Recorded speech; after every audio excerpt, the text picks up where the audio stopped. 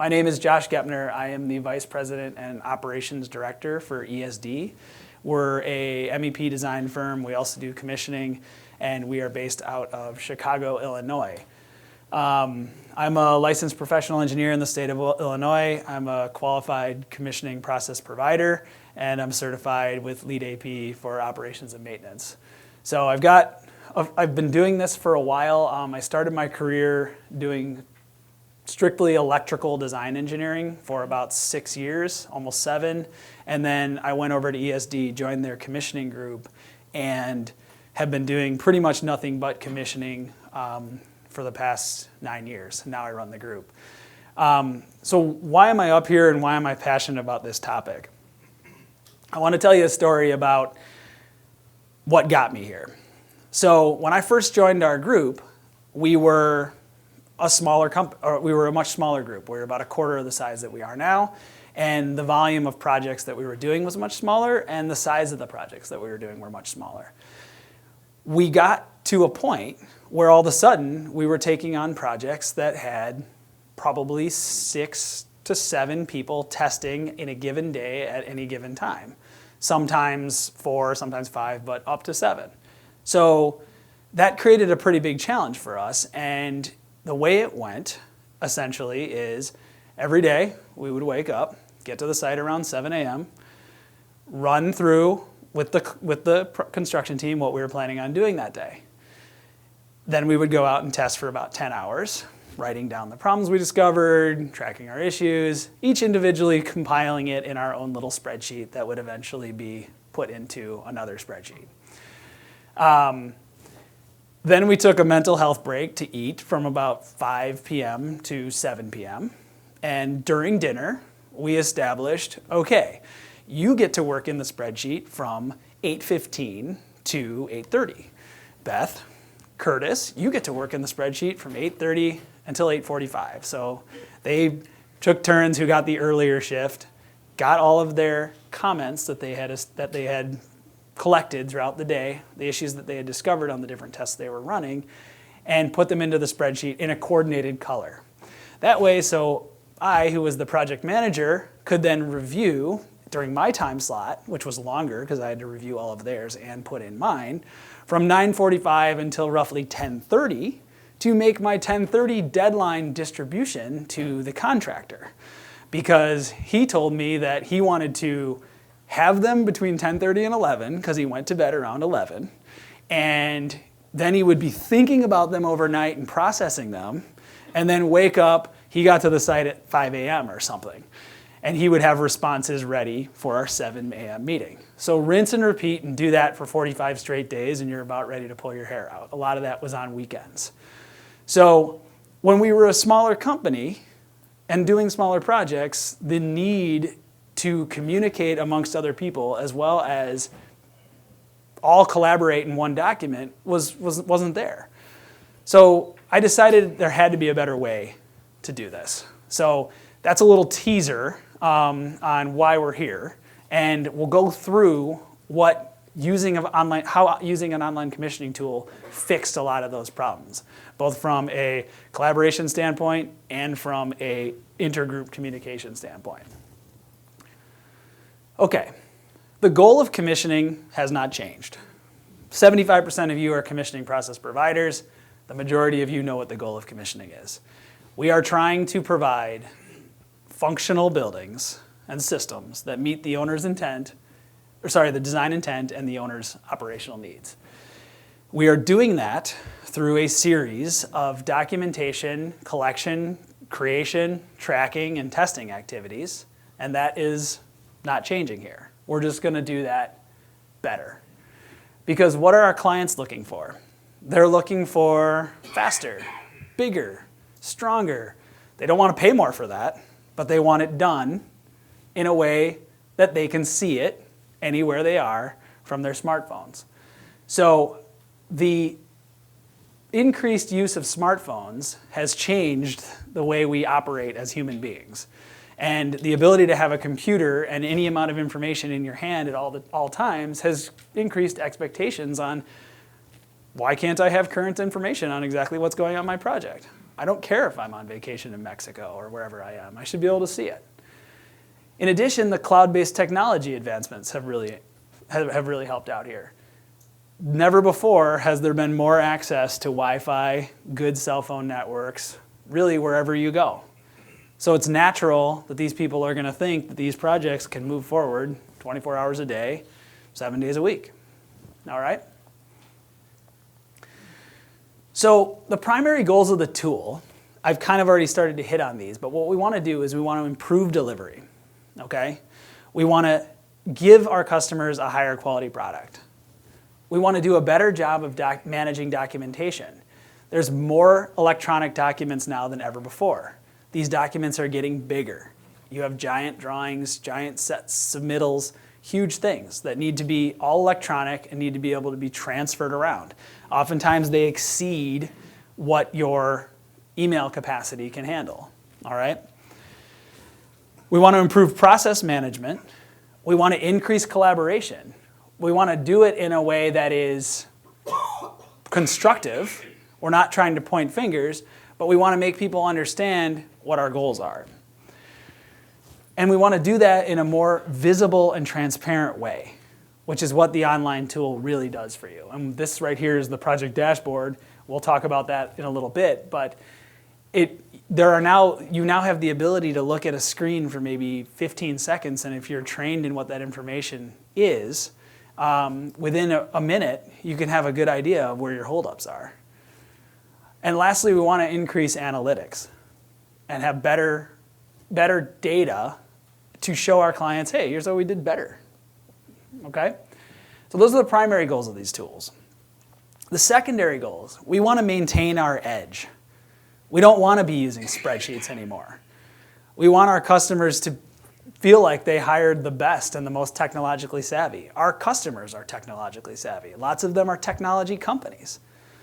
So we want to work with that notion to be on the cutting edge of that trend. We want to have better record keeping, better data capture.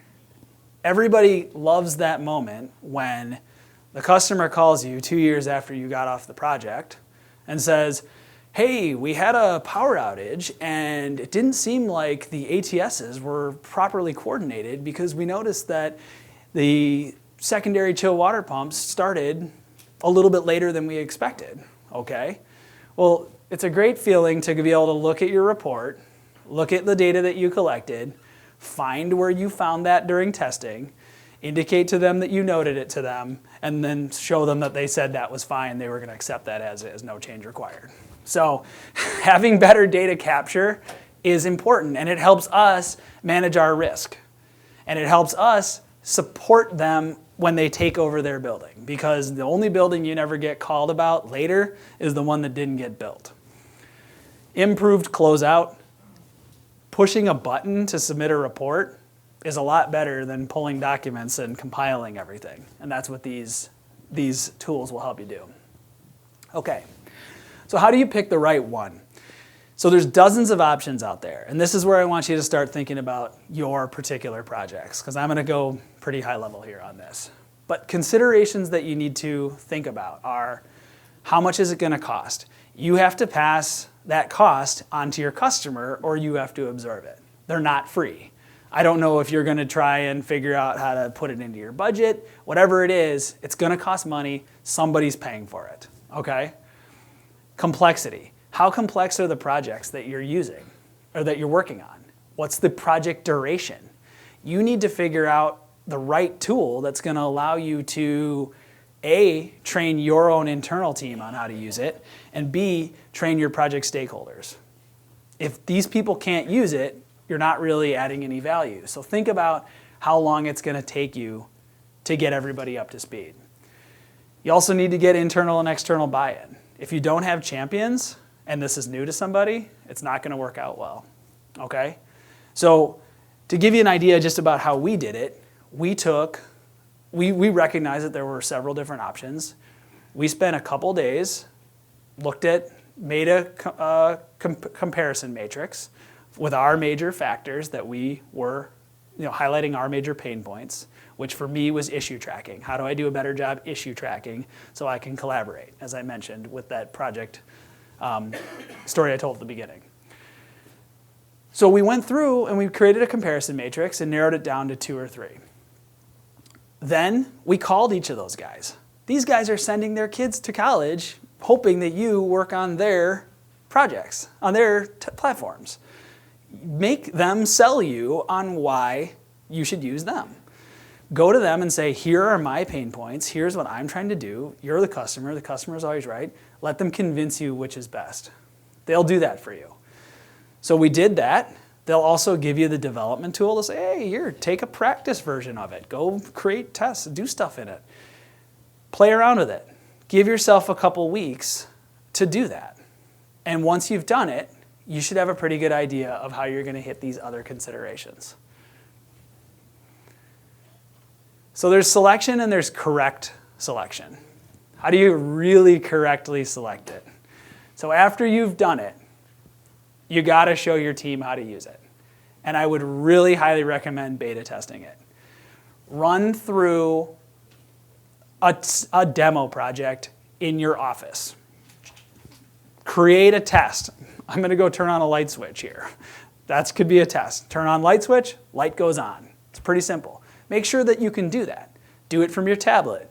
Do it from your phone. Do it from your computer. Make sure that it's going to actually work for you. And you don't want to publicly display your inability to use this tool in front of your customers. Don't do that. Use the development projects as I mentioned before. The customers or the vendors will give it to you. They'll give you that capability. And then lean on them if you're having problems. Once you've kind of had a chance to figure out what works and what doesn't, ask them for help. That's what they're there for. All right, so after you've picked your tool and you're going to roll it out externally,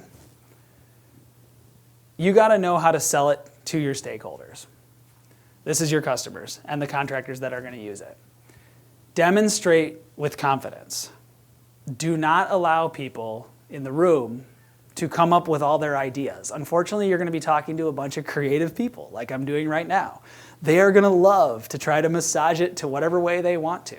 Say the intended use of the tool is how I intend to use it. This is what it's capable of. You do not want to make promises, especially if you're not sure, because they might be like, oh, it'd be really great if it could do this. Can it? If you don't know, say that's not the intended use for what I'm trying to do here.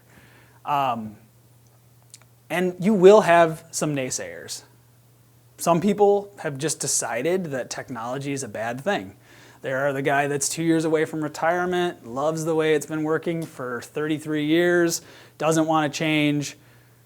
You can carry him while the rest of everybody else runs on their own. That's what I would suggest. So suppress that opposition right away. Realistic implementation. So in a little bit, we're going to talk about the different modules that exist. So just to highlight, there are modules for reviews, there's modules for checklists, there's modules for tests, there's modules for field reports. All of those things, and issue tracking, which as I mentioned was my major pain point. Roll out one module at a time externally. That's a much easier, you can still do everything you're already doing and roll out one module. As I said before, assess the needed proficiency level. We determined that the tool that we selected will take about 6 hours for our internal person to be fully up to speed with it on an administrative level. You don't need the other folks that are going to be working in your tool, contractors, owners, to have that level of proficiency.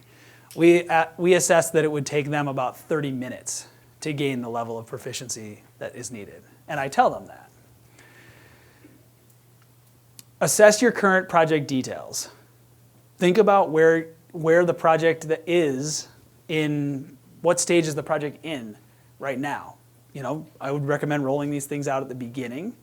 And think about how much time you have left on the project to get it established and get it successfully implemented.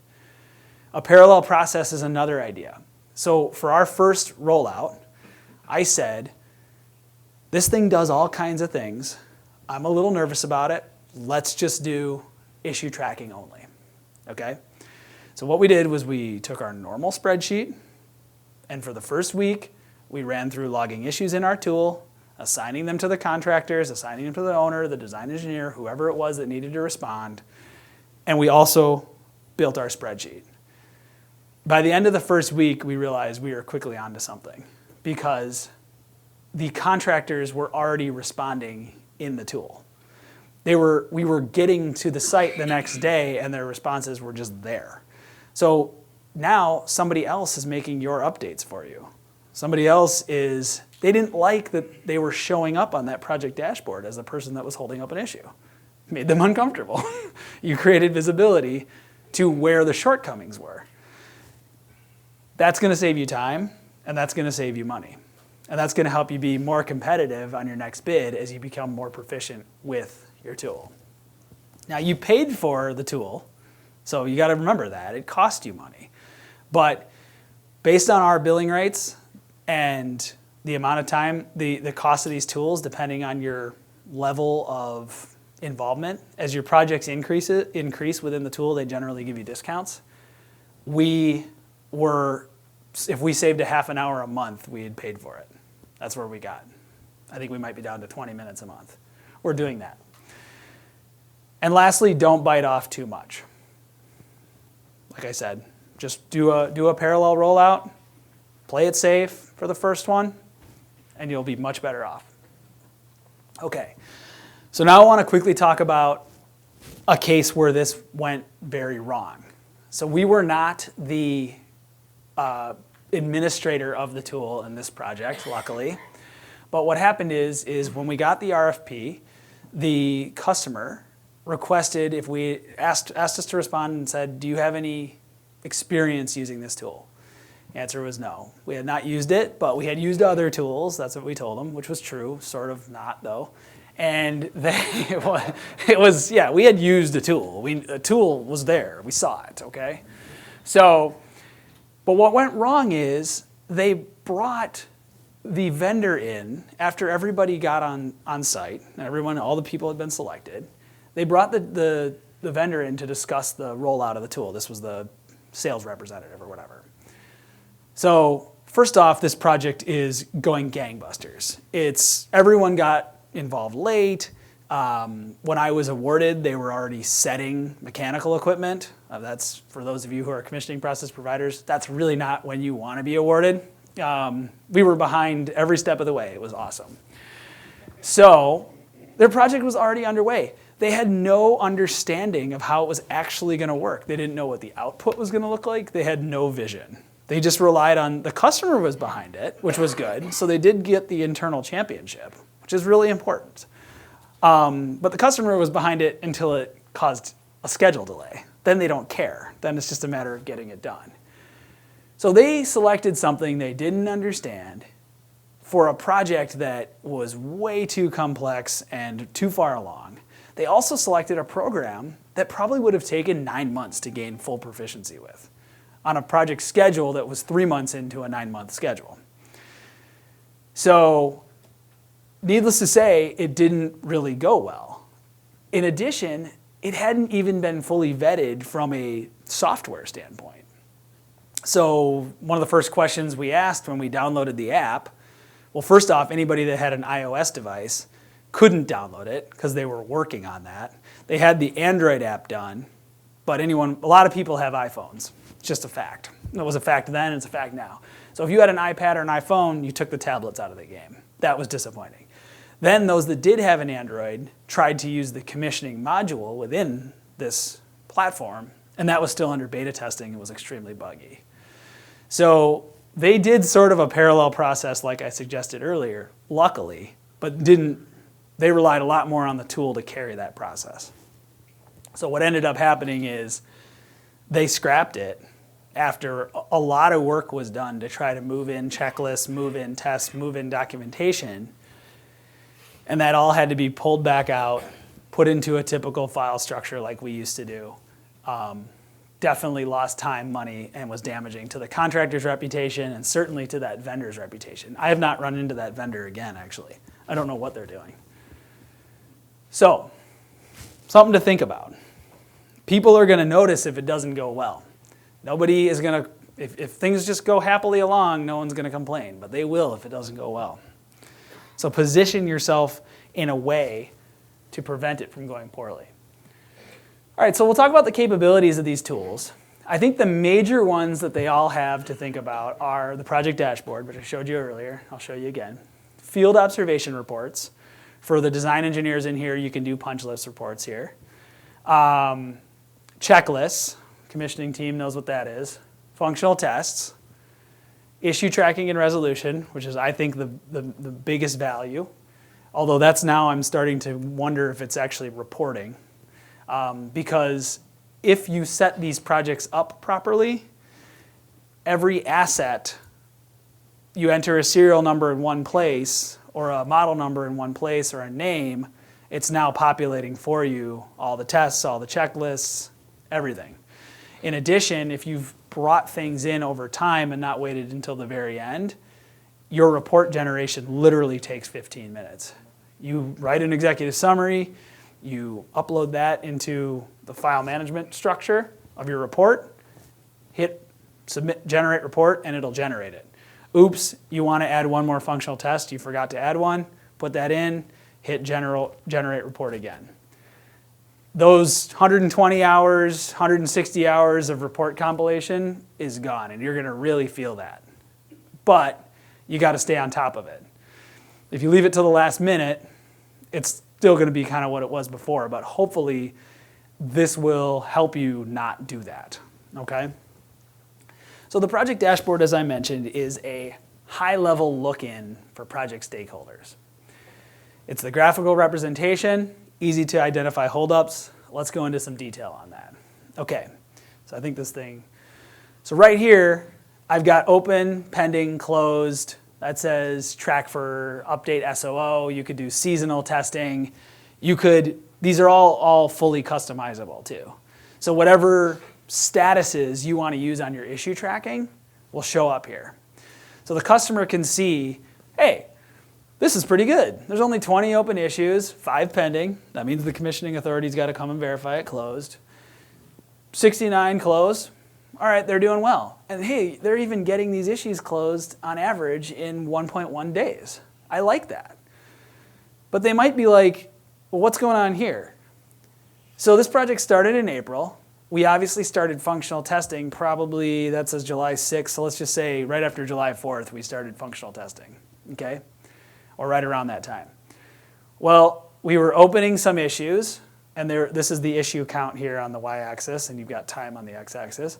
So we're opening issues, and then actually the contractor is doing a nice job keeping up with the issues we're closing, but once you see that red gap start to expand, that means that either they've dropped a resource, a guy quit, somebody's on vacation, whatever the case, they're not able to close the issues at the same level that they were before in terms of duration. Just going to bring that up. That's still pretty good, actually. Most of you commissioning process providers would be happy with 1.1 day, I think. So I took this snapshot early in the project, so it looks nice. It probably got worse. I'm just going to be fair. So there is also a little band of pending right there that shows what's on us. Over here, it says disciplines with most active issues. Okay, so with the controls guys, always last to the party, always top of the list. But it'll show you who's the biggest problem. Also shows you the number of issues that were discovered with a particular issue. So that looks like the cluster A, computer room, cluster K, computer room, air handling, cray units. 36 issues. 36 of our roughly 100 were with that system. Well, we've got 4 more buildings to do, and they all have those. Let's not have 36 problems on the next building. So it gives you an opportunity to look and pinpoint early where are your problems. Let's get them fixed and have the next 4 buildings go better. All right? I'm not saying this can't happen in the old way, but I am saying I like to be able to look at a 1-minute fully up-to-date sheet that I just need internet access to get and no network connectivity, and I'm feeling better. Okay? And your customer will too. In addition, you've got a link to assets, so you can look at all the different equipment. It'll show you where your equipment is in terms of installation, so the colors are pretty easy to see. This is probably functional testing complete. This is probably, like I said, it's all fully customizable. This right here, that little orange band is probably energized, so we're about to functionally test it. This is probably in some sort of pre-energization level, and then nobody's done anything, really, is blue. Installation's in progress. They brought it out there, it's sitting there, maybe they're connecting ductwork, piping, electrical, whatever it is. You get to see kind of where your checklists are. So if you are 50% of the project done, you should see 50% of your checklist complete. That is what's going to help you click that one button at the end and get your report in 15 minutes. Tests, same deal. Okay. So we'll go into a little more detail on each of these. Oh, I'm sorry, I didn't talk about, there's also a review component right here. So any design reviews you're doing, I'll show you some examples of what that looks like as well. Lastly, there's a file management section. This particular software is integrated with Box.com, but they all have their own file integration. But anything you generate, meeting minutes, schedules, whatever it is, it's all right there.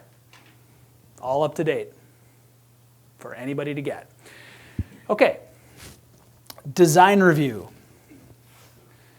Collaborative, real-time progress, cloud-based, multi-user collaboration. I get a giant set of drawings. I painstakingly downloaded them. I put them in that files section. I send my internal review, or I send out a link to my internal reviewers. And I say, okay, Mr. Electrical Reviewer, here's your electrical link, review these drawings, put your comments in the design review module. Same thing with the mechanical, the plumbing guy. I'm done. I don't have to do any more coordination. I should probably read them, like all of these design engineers put these stinging comments in, so it's always good to use words like consider, and I know that's not what we're talking about here, but little tip for your reviewers. So when you send it back to your commissioning person, it'll say consider, or in a nice way, there's two ways to skin a cat.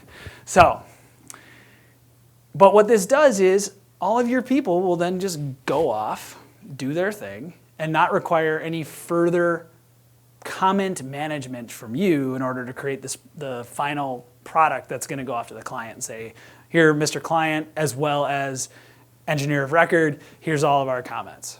It just happens magically. And they can do, you can have 15 people logging comments, and it just gets done. It also documents decisions as well. Everybody has had that moment where at the beginning of the project, you were really uncomfortable with something. You really wanted them to understand how uncomfortable you were. You said, I don't think you should do this. But they said, no, it will delay our schedule, it will cost us money, whatever it is. You can actually assign comments to them within your reviews. So then they will actually log in there and respond, I am okay with this as the customer. Okay? That's really helpful when they're yelling at you later for something that they said was fine. Another way you can do it, remember how I talked about carrying that one naysayer across the finish line? Email that guy, tell him, I really don't like this, I think we should change it. He's not logging into your tool, no way. But what he'll do is he'll send you an email back and he'll say, I'm fine with it. Print his email, document his response in your issues log, and attach that file as an attachment. The other nice thing about these digital platforms is spreadsheets can't handle pictures well. You can do it, but it's pretty ugly. Nobody likes it. This will just handle a picture or a PDF or any other document you want to put in there to support whatever argument you had. So design reviews and submittal reviews we essentially use the same way. Let's say you're going to meet with the electrical team afterward. Everything is sortable, so you can just say, all right, let's just sort only the electrical comments, PDF them. Sort only the controls. Sort only the controls that are open. Sort only the controls that are open and are critical. You can establish statuses. That's pretty easy to set up, and like I said, to get that level of proficiency, you're going to got to do a whole day of homework. But once you do that one day, you can set it up exactly how you want it to. So here's kind of how they look, right? So I've got a design review, I've got a design review 1 here. This is just like that language you always say, we reviewed such and such document, dated blah, blah, blah, and here are our comments, right? And it just spits them out, and if somebody has any feedback, it just populates right underneath.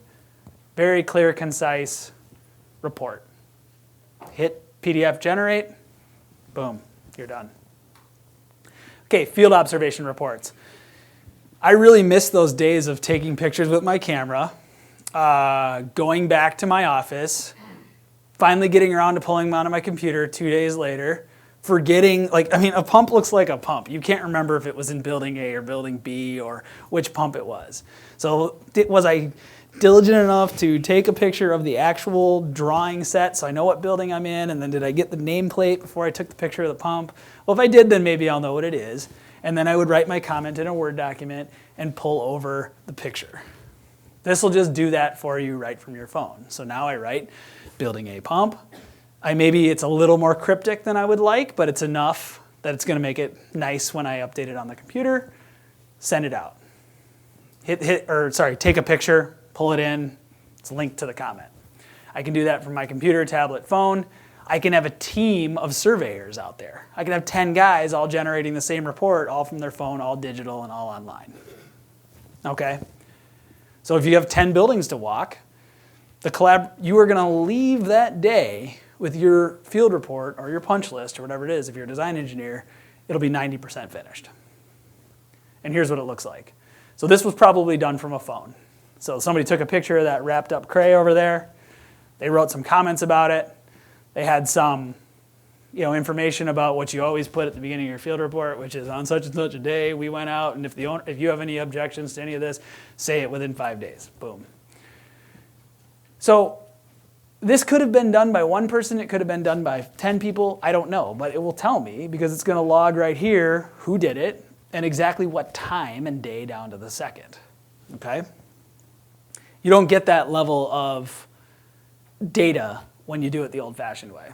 And it's much, much more cumbersome. Checklists. Photographs are pretty important in checklists. They're hard to put in our old Word format. One of our major verification processes that we're doing now is, and maybe the rest of you are seeing this, is there's been a lot more emphasis on accurately documenting relay settings and circuit breaker settings, because coordination is really important. Somebody spent a lot of money to produce a nice coordination study. So it doesn't do a whole lot of good on paper. It's kind of got to be actually put into the systems out in the field. So what we started doing was we said, okay, Mr. Owner, I'm going to charge you maybe 3 extra hours, and I will go out, I'll take a picture of every single one of your circuit breaker settings, and I'll take a picture of every single one of your relay settings. So I built a checklist, took a little bit of an investment on the front end that said, PDU, circuit breaker, 1-A, main breaker. Setting is supposed to be blank. Yes, photo. It's hard for them to say that you didn't verify that later, because when they have their event, they have a power outage and they lose that PDU because that breaker wasn't set properly, and they lose it, something trips ahead of it. It's they're looking for why that is, and you can say, well, Mr. Owner, on January 14th, 2016, I photographed that I gave it to you the way it was designed, prescribed. They will then later realize that their operations team was out there messing with stuff. Prepare for that. Really helps you maintain and control order, as I mentioned before, and shows you a visible timeline as to where you are in the process. And here's what those checklists look like. So this section right here is visual verification. It's clean, labels are on it, whatever. I mean, it's fully customizable. I've got checklists that are 30 pages long for really complex pieces of equipment. I didn't want to put that on the slide. Your level 1 through 3 documentation is complete. This is just confirming that they have a startup report done. It's filled out. You know what's nice? You can just pull that startup report and attach it right to this checklist. They can't check that off yes if they haven't given it to you. Same with the testing and balancing report. So you can assign each of these different sections to different people. I got a general contractor sign off, I got my sign off after I reviewed it. Communications, that goes to the controls contractor. Testing and balance goes to the tab guy, or maybe the mechanical contractor if he's their CX Allied champion. Okay. Functional performance tests. This one is probably where you're going to spend the most effort getting up to speed, because you're basically going to take all of your current tests and turn them into an online tool, right? Most of the online tool providers have really been working hard to do a nice job integrating A, with each other, and B, with Excel. Excel spreadsheets will import nicely right into these tools. So if you write your tests in such a way and turn them into Excel, you can actually pull them right in. It really will simplify resolution and as well as remote issue closure. And it'll also, the one I really like is you'll be able to see what line item of that test generated that issue. So you now have a story behind every issue, a context as to how it was created, what was happening when that issue got created. And then the functional tests, I guess, same deal, looks pretty much the same. It creates a nice consistency for you too. Whatever tool you pick, they'll all their reports and everything will look the same. Say goodbye to formatting. Say goodbye to Arial Body and Arial Helvetica or whatever all that is. I don't even want to think about it. It's gone, because they'll make it look nice for you. You give it garbage, it'll look great when it's done. All right, issue tracking and resolution, my major pain point as I discussed. Construction team can manage and export. Really helpful. You're railing on the electrical contractor in that 7:30 meeting. He says, I'm sorry, but can you give me a list of issues? Log into my tool, filter on electrical, filter on critical, hit PDF, print, hand to your superintendent. Tell them to get you updates on it. Do that for your UPS vendor, your generator vendor. You got somebody that's causing you problems? You can show them exactly where their problems are very easy. I used to have to do that. Now somebody else does that. Pass that on to somebody else. It'll actually it's not really giving them more work. It's creating less work for them. And that's what you have to teach them. Okay, I did a little module capability comparison here. Okay, so we got the old archaic way, spreadsheets and Word documents, Helvetica, we'll just call that. And we've got the new cloud-based way. Okay, all right, in our old way, pretty much nothing is real time. Things can be time-stamped if you actually write it down. You probably won't. You can assign stuff, sure. Yeah, you can email someone and attach and say, please do this, and yeah, that'll happen. You got multi-user, no. You can't export. You can't sort, but if you've got a powerful issues log and you've done a nice job setting it in Excel, you can maybe use those data sorters, which is really fun. Photos, you can get them in there, but it's cumbersome. And cloud-based, if you take the time to upload it, it'll be up there. If you keep it on your computer will get stolen or it'll crash and you'll lose it. That happens too. So now down here in comparison, we have the new cloud-based way. Everything is real time. There's actually some drawbacks to that, which I'll go over momentarily. Everything is time-stamped. Everything is assignable. Everything can handle multi-user input. Everything is sortable. Everything can handle photos. Everything is cloud-based. And right now, some guy might be closing an issue on a project I've got going on in Reno, and he may be taking a picture of that broken handle and uploading it, and somebody will close it from Orlando. That could happen. Makes it helpful. We also had one customer who told us that he was a senior data center architect, and he was the mechanical designer on the client side. And he said, I can't deal with looking through all these issues. I need you to generate me my own issues log with just my stuff. It's really easy using one of these online tools. I didn't like doing it in the old way. Okay, so some of the lessons learned. Take advantage of my shortcomings. Start small. Include your plan for utilization of the tool in your commissioning kickoff meeting. Every single one of you guys does a commissioning kickoff meeting. You go out to that construction trailer, add 5 slides that show them each of the modules, add 30 minutes that shows a little demo, and shows that you're proficient and shows how easy it is to actually utilize it. You might have clients that really like the way you currently run your process. So consider doing it first with a new client. They don't know. You don't want to disappoint the guys that are currently feeding you, right? So that kind of goes back to, you got to either sell the new client on it, that I'm going to make things better for you, or you need to keep things doing, you need to get good with some other guinea pig that's less important, okay? Include links in all your distribution. This is super important. You issue schedules, you issue commissioning reports, or sorry, field reports. You issue draft tests, you issue meeting minutes, you issue everything via email. Continue to do that. They're still going to expect that. Email's not going away. Some of these tools are actually starting to take on messaging management, where all the messaging actually occurs in the tool. That's a little bit out there, I think, but it is happening. Just further tracking of documentation. But when you send out a link to the daily issues log, you can say, attached is the daily issues log. Please respond using the link below, and link your tool. You'll be surprised. Eventually they will. Might take a little bit, but then in the next meeting, when you've got them all in the construction trailer and you're presenting to them, pull up the tool. If you're updating issues, update it right in front of them. Show them how easy it is. I'm telling you, you will start just seeing responses naturally occur in there. And that's, so use your live meetings for that, to further promote it. Acknowledge that there's a learning curve.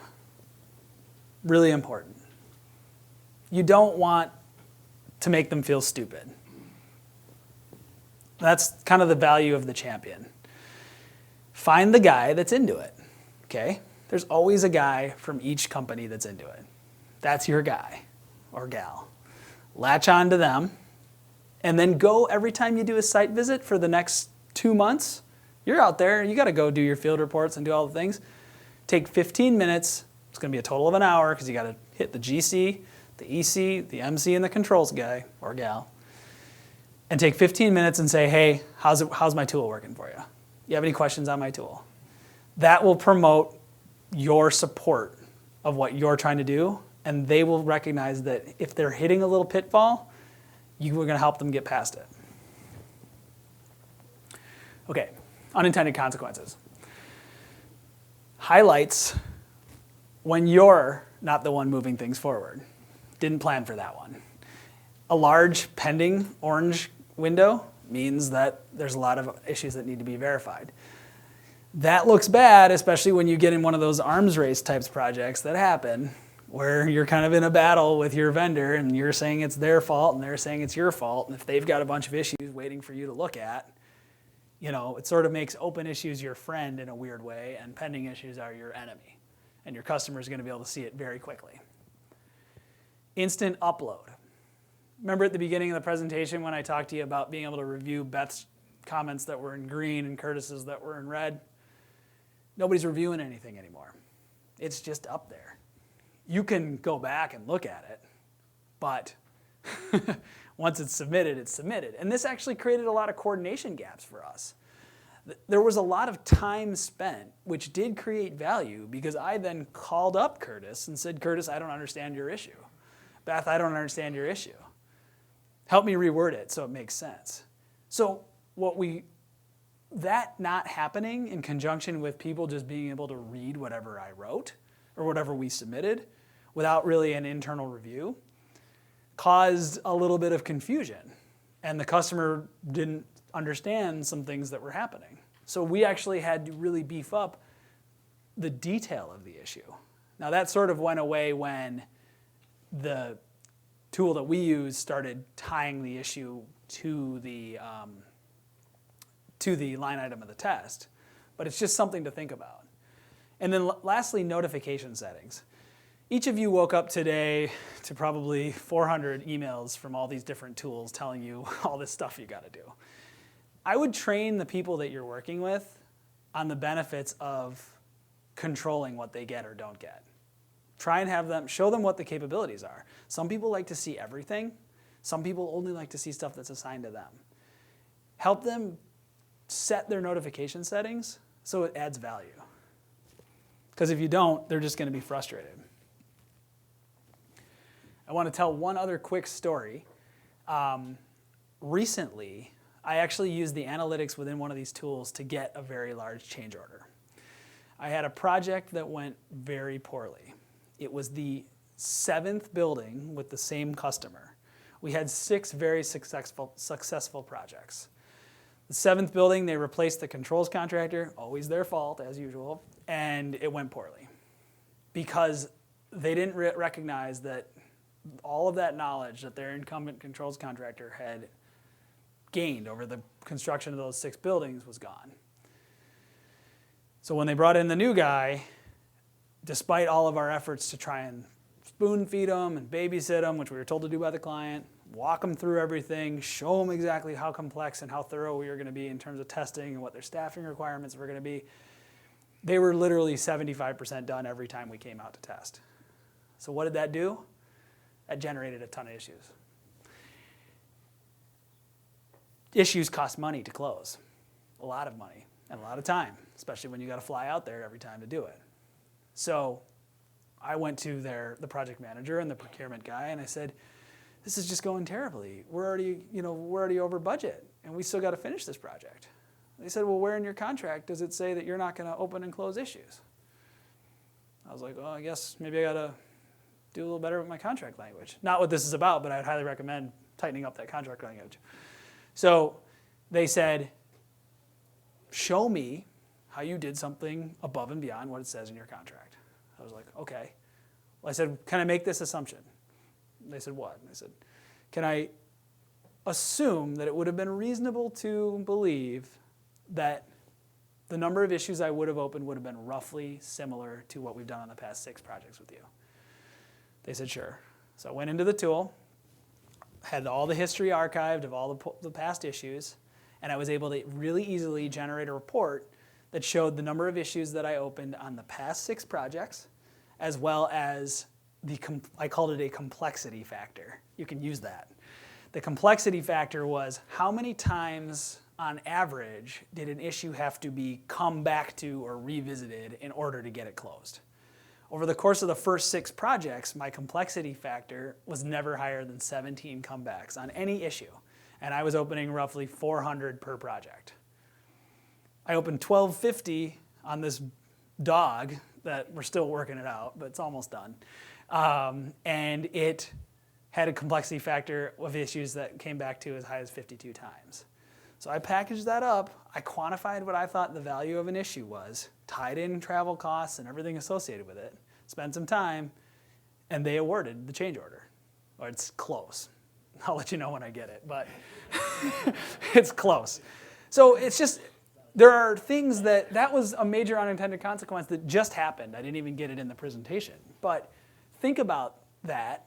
The value of data, good data that's available and massageable and manipulatable, is going to do things for you that you couldn't even expect. And that's kind of where I think the future is going, okay? This is where we're going. You know what these vendors are out there doing, the guys that are selling this stuff? They're all trying to figure out how to make their stuff better. They're all trying to figure out how to bring in email, how to bring in meeting minutes. How can I build a schedule in my tool they're doing? All the things that used to get done in Project or Excel, they're trying to figure out how to do that. So they're going to keep competing. Your tools are going to get better. Your user friendliness is going to get better. Your speeds are going to get better. Your owners are now specifying these tools. So think about that as you're getting married to one. I'm thinking about it. I'm married to one.